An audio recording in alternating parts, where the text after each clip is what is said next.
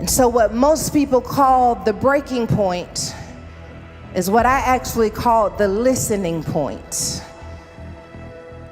Because when you're at your breaking point, a lot of people think that that is the moment where everything shifts. That's not necessarily the moment.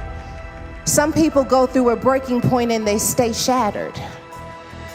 Some people go through a breaking point and they never pick their pieces back up again, or they only pick up the pieces that they can bear to look at because everything else has so much shame connected to it. But something powerful occurs when you see your breaking point as your listening point. That breaking point that becomes a listening point is actually where God begins to download His perspective, His wisdom, His vision for what can happen from here. Some of us need our breaking point because it actually gets us to our listening point. I'm reminded of Hannah in the Bible, who kept getting provoked over and over again by a woman who could bear children even though she couldn't. And the woman kept provoking her and making her feel insecure until all of a sudden she got up from the table and it looked like maybe she had reached her breaking point, but instead she went to the temple because she understood that if I am at my breaking point, I have one or two options. I can let this thing win, or I could get into the presence of God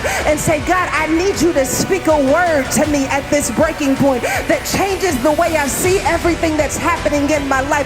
I'm thinking about Jacob, who started wrestling with God, and he said, I will not let you go until you bless me. It looks like a breaking point from the outside looking in, but it's actually the moment in which I insist on hearing from God.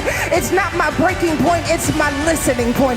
I don't know who you are in this room, but you feel like life is trying to break you. But I want you to understand, life is just trying to get your attention, because God's trying to whisper something in your ear that can only be whispered if you break down out of your ego and out of your pride and out of your shame and out of your insecurity. There is something that happens when we get desperate to hear from God, and most of the time it only happens in our breaking point. And that transformation that takes place is when I say this breaking point cannot break what God put on the inside of me.